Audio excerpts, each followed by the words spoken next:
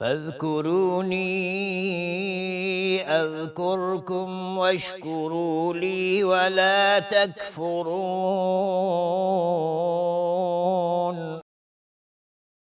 پس به یاد من باشید تا به یاد شما باشم و شکر مرا گویید و کفران نکنید. بسم الله الرحمن الرحیم و به نستعین. الحمد لله رب العالمین و صلاة و السلام علی رسوله الامین و علی آله و صحبه اجمعین. و عرض سلام و ادب خدمت همه شما بینندگان عزیز و محترم در برنامه نیایش و ستایش.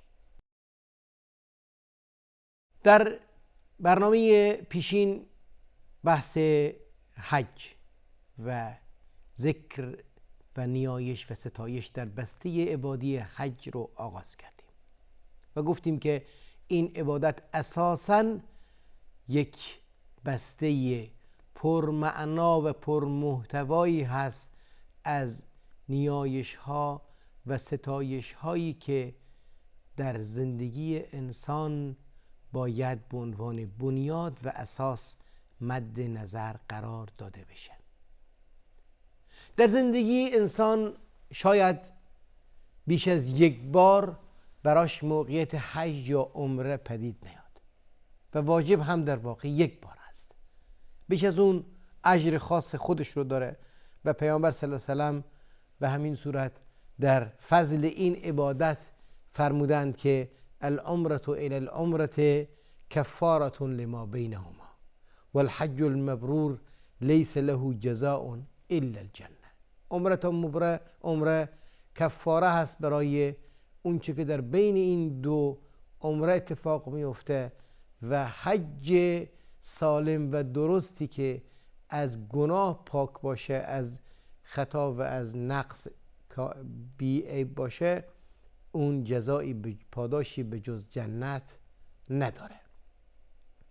ارتباط این موضوع با نهایت و عاقبت زندگی انسان که جنت باشه و ارتباط این عبادت با کفاره گناهان بودن برمیگرده به این که انسان با این عبادت دو نوع تغییر و تحول و تأثیر و تأثر رو میگیره.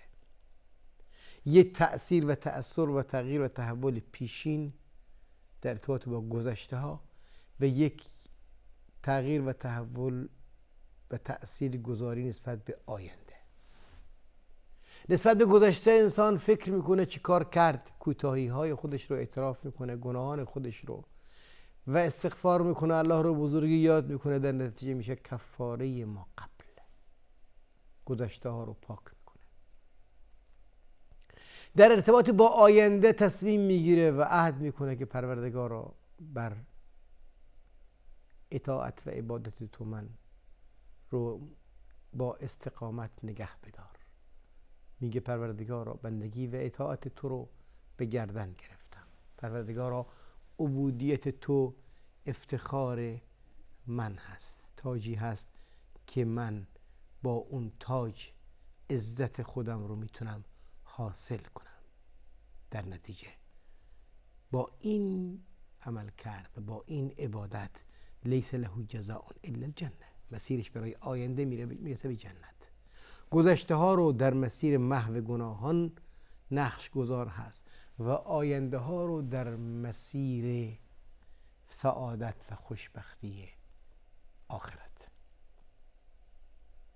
انشالله که باز هم بتونیم تأمل بیشتری داشته باشیم و به همین صورت توقف بیشتری داشته باشیم در ارتباط با مفاهیم و معانی موجود در این عبادت.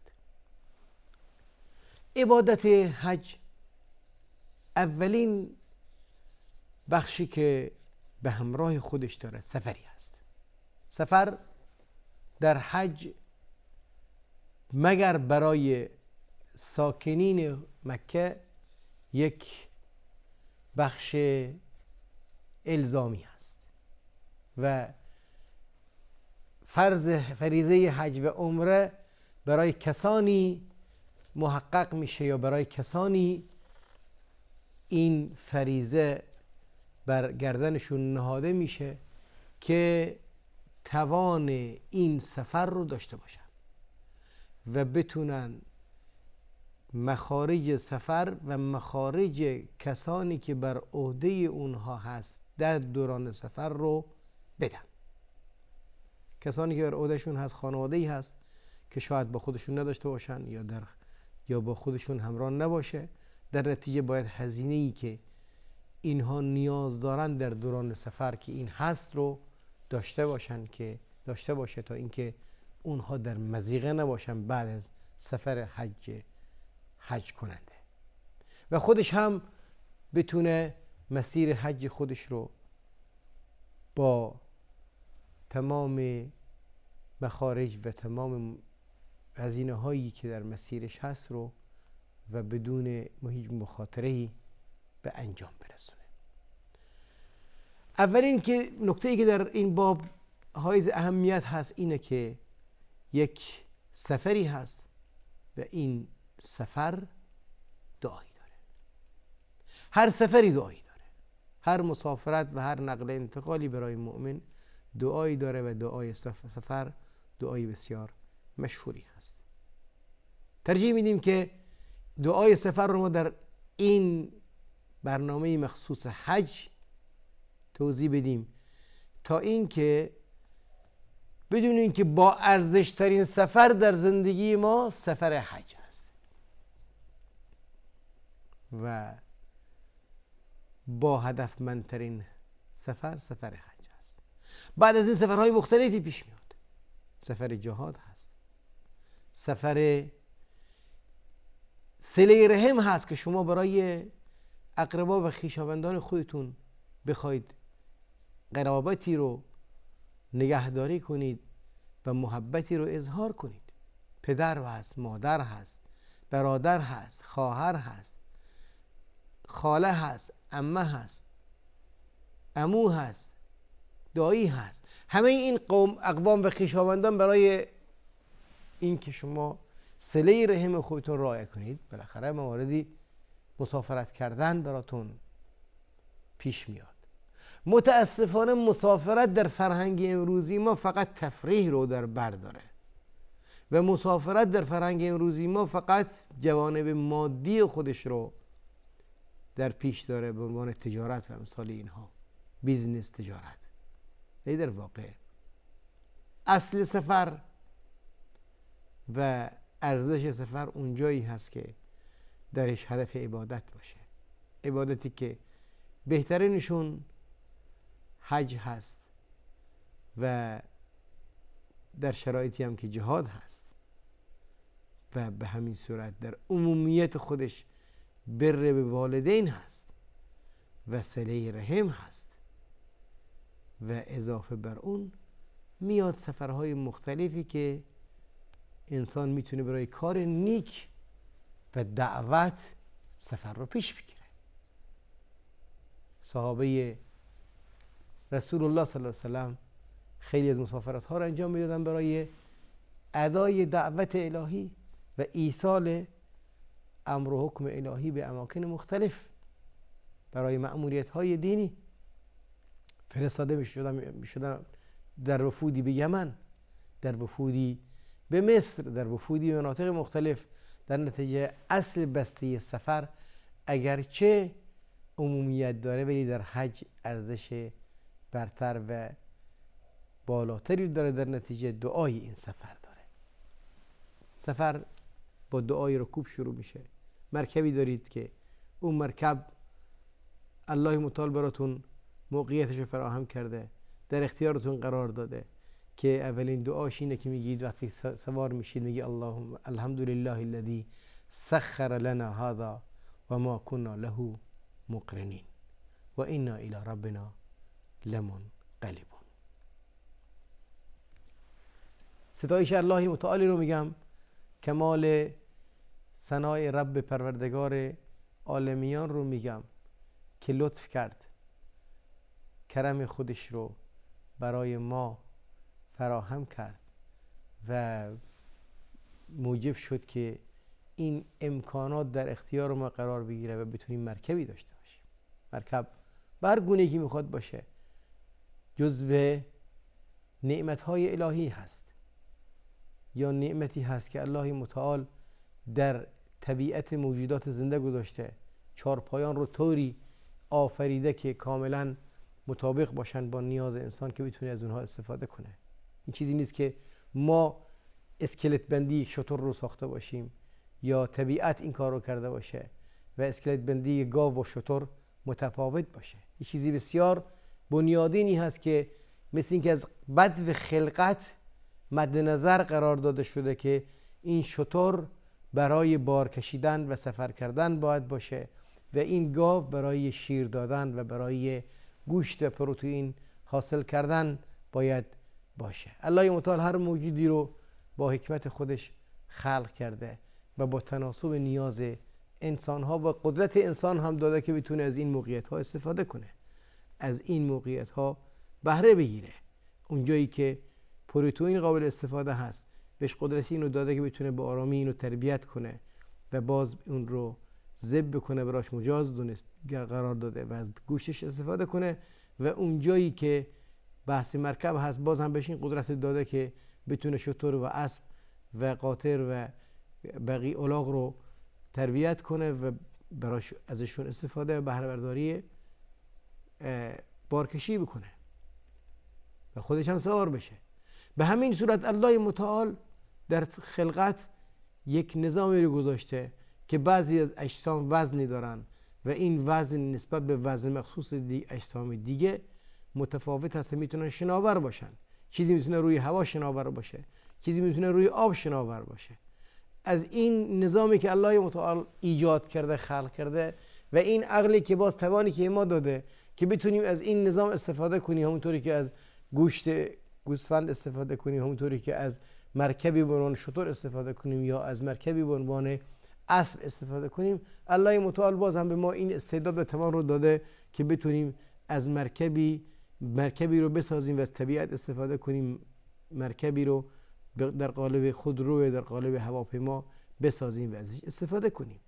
در نتیجه میگیم الحمدلله الذی سخر لنا هذا و ما كنا له مقرنین. ما با این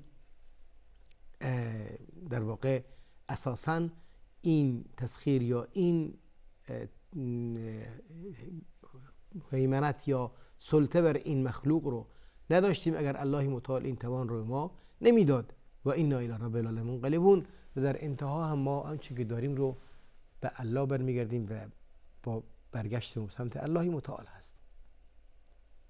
بعد از اون 3 بار میگیم الحمدلله الحمدلله الحمدلله، الله اکبر الله اکبر الله اکبر. کبریای الهی رو به زبان میاریم و ستایش پروردگار متعال رو میکنیم که لطف و کرم و کمال رحمت او رو داریم مشاهده میکنیم. میگیم اللهم انی ظلمت نفسی فاغفر لی انه لا یغفر الذنوب الا انت. پروردگارا من به نفس خودم ظلم کردم، کسی این ظلم رو نمیبخشه مگر تو. در این موقعیت بیاد آوردن گناهان بسیار مهم هست، بیاد آوردن خطاها بسیار مهم هست، چون انسان مؤاخذه گناهان یا عواقب گناهان انسان رو در موارد مختلف انسان رو دچار مشاکل میکنه. شما وقتی که میبینید که خودرو خراب میشه بدونید که این خراب شدن خودرو اگرچه یک عامل تکنیکی درش وجود داره ولی یک سری اسباب معنوی برای این قضیه هست که عمل کرد و زندگی شما هست، خطاهای از شما هست که دچار این نوع مشکل میشید. به همین صورت با حیوان و به همین صورت بقیه امور.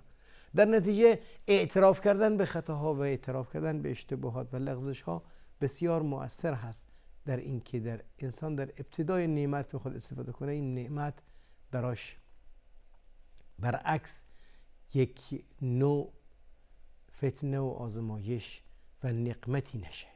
خیلی از نعمت ها نقمت میشن. خیلی از انسان ها بودن که سوار پرواز شدن و دیگه فرود نیومدن.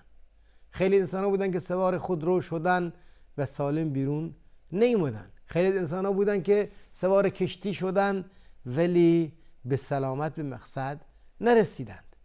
در نتیجه از ابتدا اعتراف کردن به اینکه نعمت الهی هست، اون به ما این موقعیت رو برامون فراهم کرد، اون این سلطه رو برامون داد، این برامون امکانات رو الله متعال فراهم کرد و به همین صورت پروردگار متعال منبع همه این هاست و آخرم به اون برمیگردیم. همه ما توان و قدرتی که داریم رو بالاخره باید به اون بسپاریم.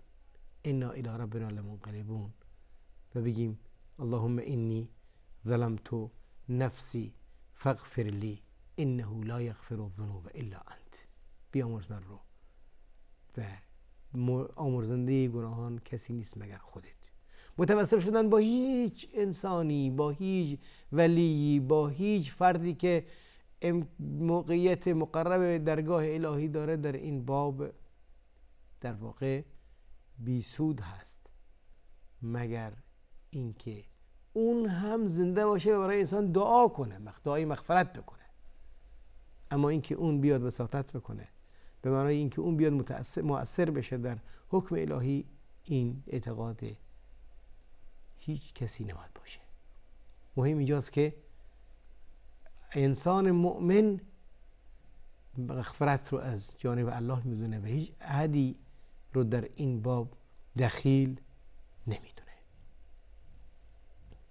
بعد از این میاد دعا میکنه اللهم انا نسألك فی سفرنا هذا البر و التقوی.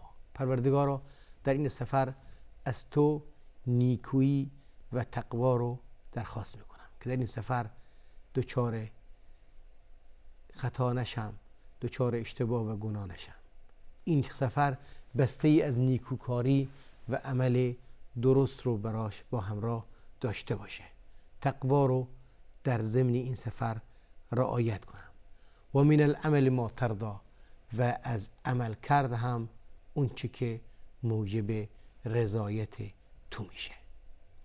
ادامه این دعای سفر که بسیار پرمعنا و پرمفهوم هست رو انشاءالله در برنامه آینده خدمتتون تقدیم خواهیم کرد. الله یار و نگهدارتون باد. السلام علیکم و رحمت الله و برکاته.